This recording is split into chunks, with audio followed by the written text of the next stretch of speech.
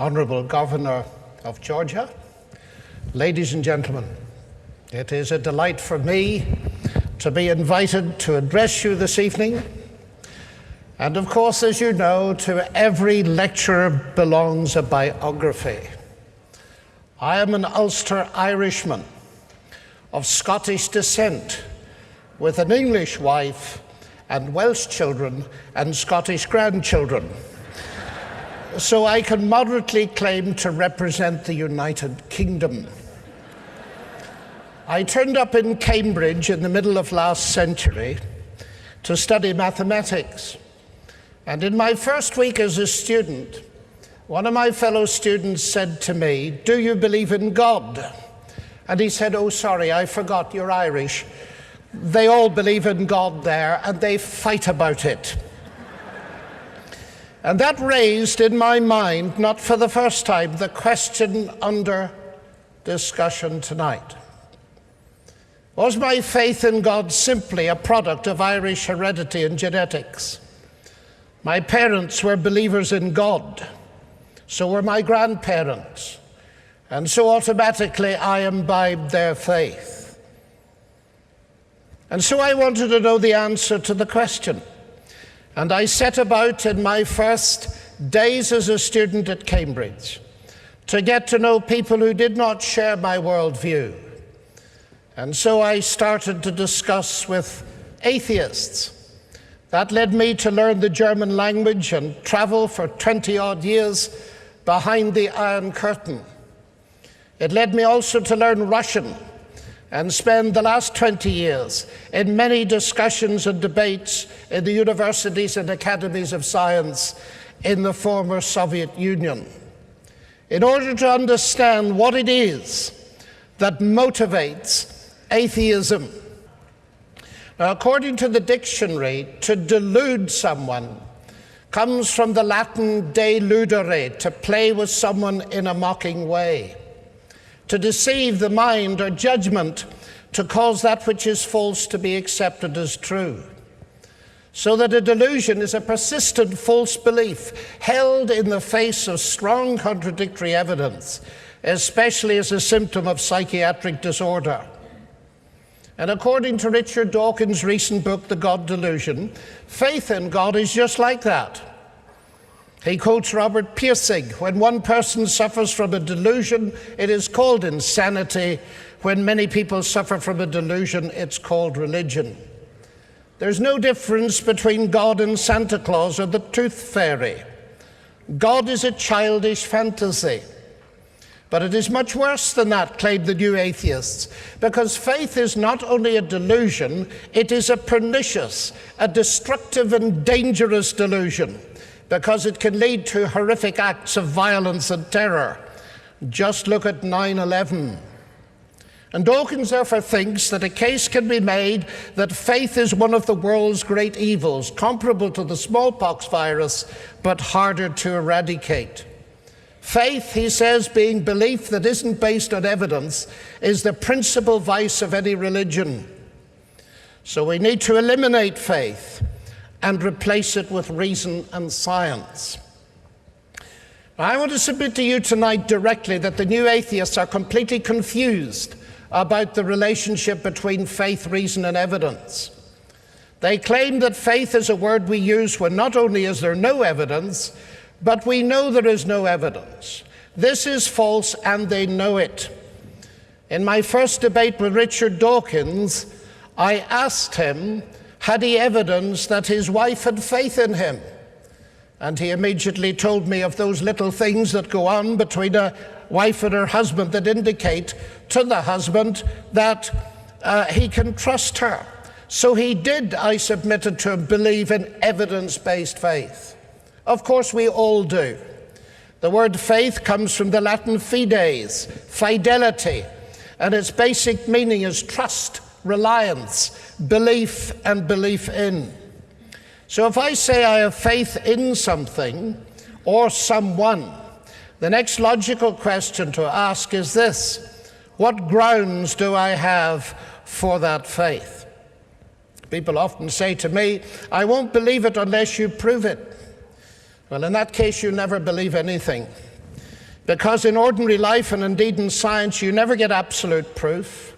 That belongs only to my own specialist field of pure mathematics.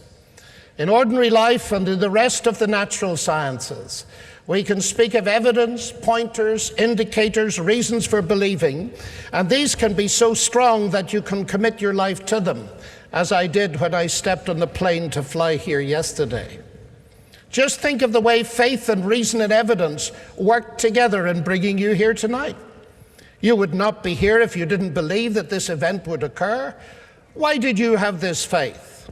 For some of you, it was trust, faith in a friend who said she was coming and had bought you a ticket. You believed her because she has a track record of reliability. That is, there are reasons for your trust in her. Others of you believed a television, radio, or press announcement about the event, and your faith was neither blind nor irrational for that. The new atheists claim that all faith is blind faith is simply wrong. But ladies and gentlemen, we all know that some faith is blind. And we can agree with the new atheists that blind faith can be very dangerous, as we saw on 9/11. But I want to emphasize tonight that the Christian faith is not blind. Indeed, I have never met a thinking Christian who believed that her faith was blind. One of the central statements about faith in the fourth biography of Jesus that we call the Gospel of John goes like this.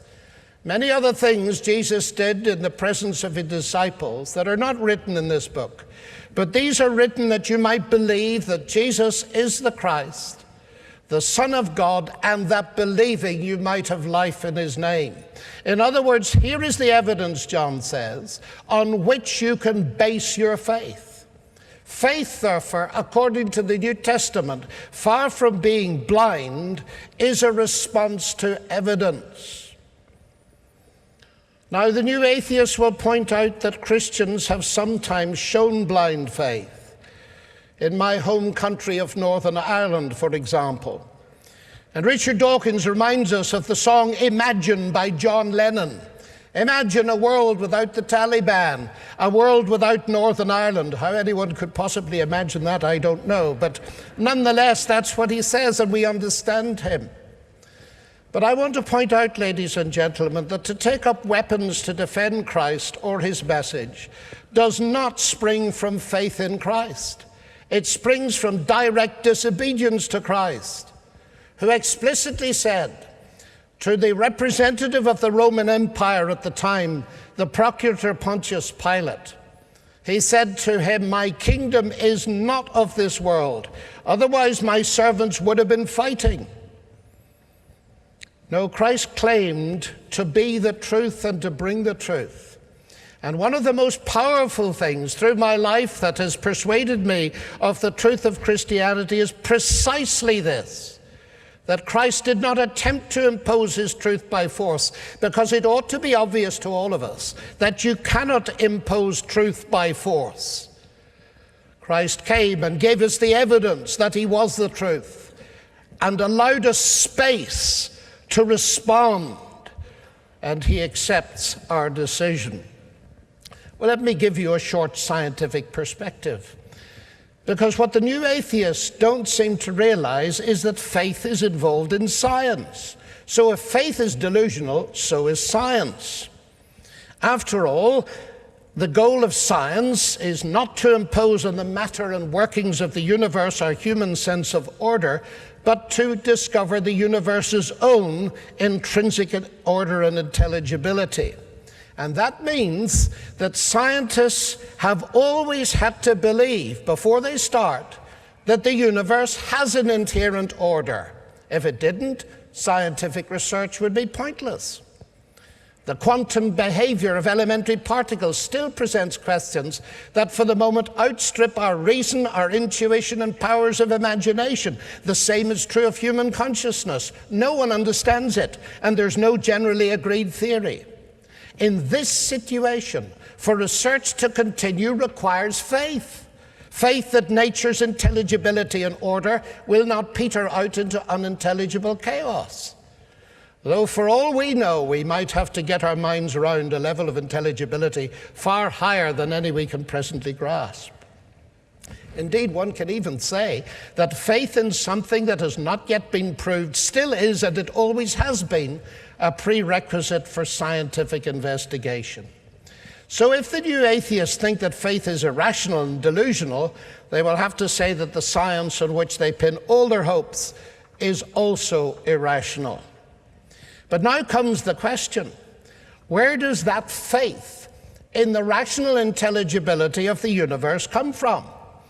My professor of quantum physics at Cambridge, Professor Sir John Polkinghorne, says physics is powerless to explain its faith in the rational intelligibility of the universe, for the simple reason that you cannot do any physics without believing it in the first place. So how do we know? How do I know as a mathematician that my cognitive faculties give me valid information? The first obvious thing to see is that our human reason didn't create either the universe or our own powers of reason. How can it be then that what goes on in my little tiny head can give me anything like a true account of reality? Einstein was clever enough to see the problem. The only incomprehensible thing about the universe is that it is comprehensible, he said. How can it be that mathematics thought up in the human mind corresponds to the working of the universe? What original authority, what reliability has our reason? Is it an instrument deliberately designed to enable us to discover and believe the truth? Now, this is interesting because atheists deny any deliberate design by a creator, but they still believe that reason has a proper function. And they reveal their belief that this is the case by asserting that belief in the existence of God results from a misuse of reason. Obviously, if reason had no proper function, no one could be accused of misusing it. But as we've seen, many follow Freud's contention that all the apparently rational argument put forward by believers for the existence of God are driven and corrupted by a hidden subconscious wish fulfillment mechanism. Indeed, the new atheists now claim that religious belief comes about by a, quotes, evolutionary misfiring of something useful. But I thought that misfirings and mistakes in evolution were supposed to lead to extinction. This simply shows, ladies and gentlemen, that Dawkins has no Darwinian account for religious belief. The irony of the atheist position becomes very apparent as soon as we ask about the origin of our human faculty of reason. For atheists hold that the driving force of evolution, which eventually produced our human cognitive faculties, was not primarily concerned with truth at all, but with survival. And we all know what has generally happened and still happens to truth when individuals or commercial enterprises or nations, motivated by what Dawkins calls their selfish genes, feel themselves threatened and struggle for survival. After all, if the thoughts in my mind are just the motions of atoms in my brain, and if my brain is a mechanism that has arisen by mindless, unguided processes, why should I believe anything it tells me, including the fact that it is made of atoms? How then is it rational to believe in the theory that the evolution of our faculty of reason was not directed for the purpose of discovering the truth, and yet irrational to believe that it was designed and created by our Maker to enable us to understand and believe the truth? Let me emphasize as a mathematician that atheism gives me absolutely no logical justification for the conviction common to all scientists that science can be done. In fact, atheism gives me no basis for rationality at all. It is in that sense delusional. And it's a sad irony that the new atheists do not even see that they themselves are driven by a rational faith even as they seek to destroy rational faith. They are passionate people of faith. They believe the world is rational. They pin their faith in science, yet Richard Dawkins says atheists have no faith.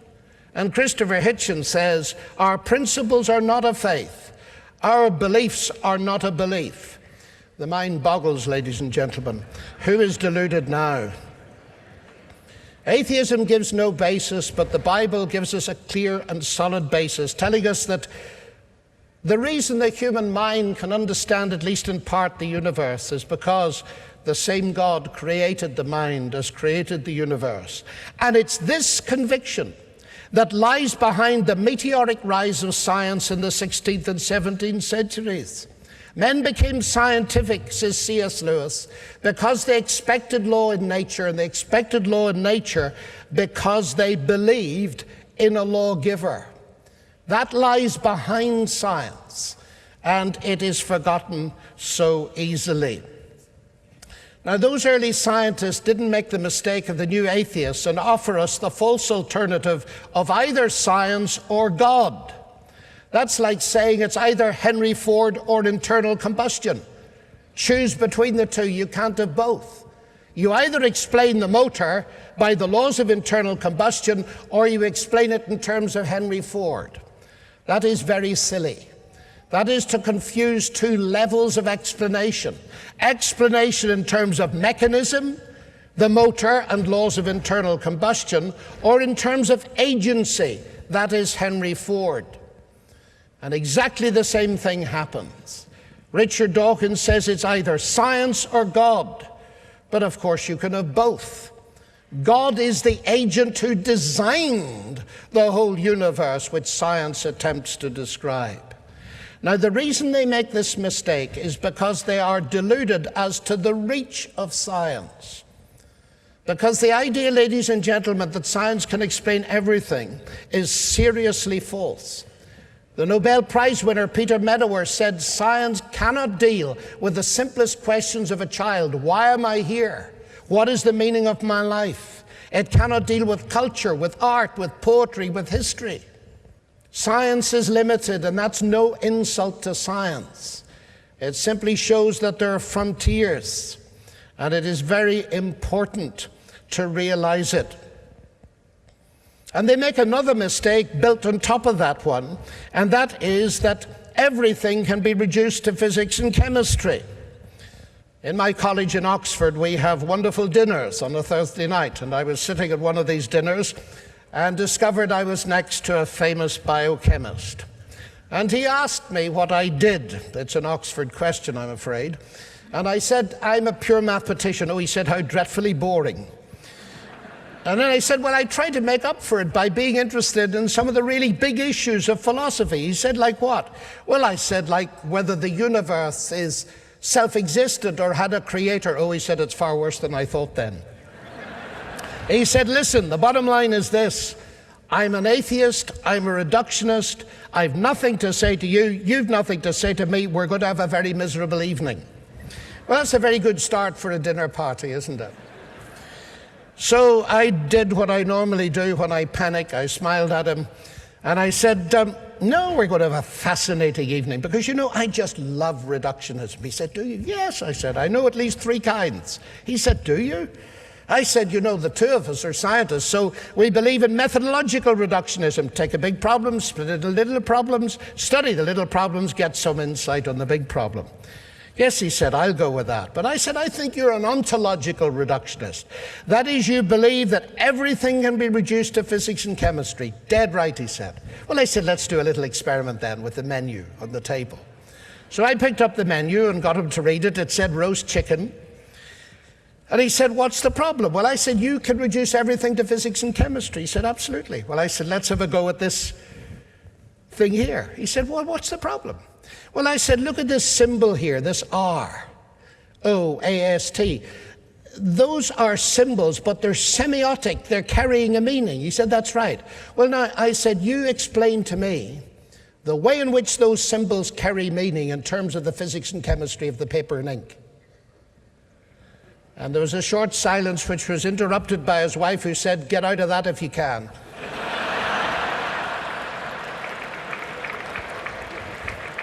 But he didn't try. He said something very remarkable. He said, you know, John, for 40 years I've gone into my laboratory in Oxford thinking it could be done. But it so obviously can't. I was stunned by the answer. He said, you need an author. And then it suddenly dawned on him that I wasn't clever enough to have thought of that argument. He said, where did you get that argument? I said, I admit it, I got it from a Nobel Prize winner. You see, ladies and gentlemen, it's a very simple argument. Even professors, I find, can understand it. But it's right, isn't it? The moment you see even a single letter of the alphabet, you know there's a mind behind it. So how can their or anybody else's standards be anything but limited human conventions, ultimately meaningless products of a blind, unguided process? How can random mutations and blind selection produce any morality at all, let alone the kind of apparently invincible morality that justifies the new atheist intolerance of religion? But the new atheists are soft atheists, ladies and gentlemen. That is to say, they defend liberal freedoms without asking where they come from. Some atheists do know the answer to that question. The influential German thinker Jürgen Habermas says, Christianity and nothing else is the ultimate foundation of liberty, conscience, human rights, and democracy, the benchmarks of Western civilization. To this day, we have no other option than Christianity. We continue to nourish ourselves from this source. Everything else is postmodern chatter. That is a very significant statement. Because you see, the hard atheists like Nietzsche, Camus, and Sartre will ask how the new atheists can rationally justify their absolute sounding commitment to timeless values without implicitly invoking God. Because they will tell you straight, you cannot have absolute values without God. Richard Dawkins admits this pretty much. He says it's pretty hard to defend absolute values on anything other than religious grounds. But it's impossible, ladies and gentlemen, to defend any morality at all on the basis of what he sells elsewhere. The universe we observe has precisely the properties we should expect if there is at the bottom no design, no purpose, no evil, and no good, nothing but blind, pitiless indifference. DNA neither knows nor cares. DNA just is, and we dance to its music. Well, if the terrorists, or Hitler, or Pol Pot, or you or I are simply dancing to our DNA, no one can blame us for anything. One Russian intellectual put it to me, we thought we could get rid of God and retain a value for man. We found we couldn't. We destroyed man as well. And Nietzsche confirmed Dostoevsky's dictum, which was the starting point of Sartre's philosophy. If God does not exist, everything is permissible. If we now add to that the new atheist maxim, if science is true, God does not exist, we get, as David Berlinski has pointed out, the chilling result: if science is true, everything is permitted. And this is beginning to be worked out in our society. Peter Singer has grasped the logical implications of atheism when he says a newborn baby has no more value than a pig, a dog, or a chimpanzee. The new atheists, ladies and gentlemen, devalue human beings. And ironically, for all their moral outrage, they deny the one thing that upholds moral values: justice. They hold justice to be a delusion, because for millions of people, there is no justice in this life, and they will never get justice after death by definition. There is no hope. Terrorists eventually get away with it. And reason and experience tell me that this is morally absurd. And Christianity backs me up, as it teaches me that death is not the end. There is to be a final judgment at which justice will be done, and done fairly. The new atheists have an advertising campaign in Britain on buses with big slogans that read, "There's probably no God. Now stop worrying and enjoy your life." Why is it that they associate God with worry? Is it that they fear to meet him as judge? They don't like judgment, but I can't help noticing how judgmental they are. This is very different from German neo-Marxist Max Horkheimer's thinking. He feared that there might not be a God, since there would then be no judgment and no justice. Ladies and gentlemen, Christianity teaches that justice will be done by a judge whose appointment has been confirmed by his physical resurrection from the dead, so that faith in God is based on solid historical evidence. Christianity therefore upholds the values that are written on the consciences of all human beings. And that, of course, leads to a dilemma. The problem of my human guilt on the one hand and my desire for justice on the other. I want justice, but what will justice say to me? Atheism defines the problem out of existence. It has nothing to say.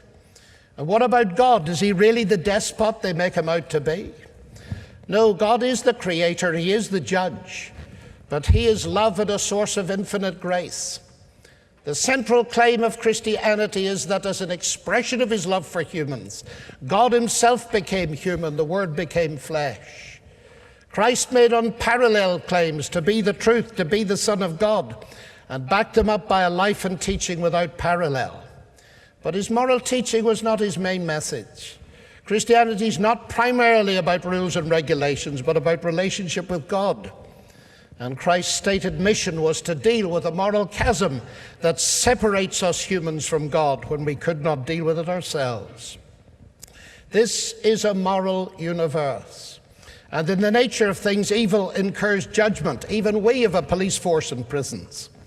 And God, precisely because he loves human beings, must deal with the evil that ravages their lives. As a scientist, ladies and gentlemen, I cannot tell you what energy is. So don't be surprised if I cannot completely explain to you the deepest mystery of our universe's history, the death and resurrection of Jesus. Yet just as we see the effect of and use energy without completely understanding it, what I observe and experience is the transformation, the peace, the hope that comes into the lives of ordinary men and women who learn to place their faith, their confidence, their trust in Christ as their Savior and God. They receive a transcendent sense of purpose that atheism does not have, and a hope that atheism does not know. But we don't have to go down the atheist road, ladies and gentlemen. The atheist faith is a delusion. Thank you. Ravi Zacharias has been called one of the great thinkers of our generation. In Cries of the Heart, he explores the inner feeling of futility that can overwhelm a human heart and help us to see a reason in our suffering, ease our guilty conscience, and truly know God. Order your copy of Cries of the Heart today by calling 1-800-705-7729. 1-800-705-7729. You've been watching The Apologists, a television ministry of Ravi Zacharias International Ministries. We're grateful for your prayers and financial support. If you'd like to know more about this ministry or would like to donate to our efforts, you can call us at 1-800-448-6766 or visit us online at rzim.org.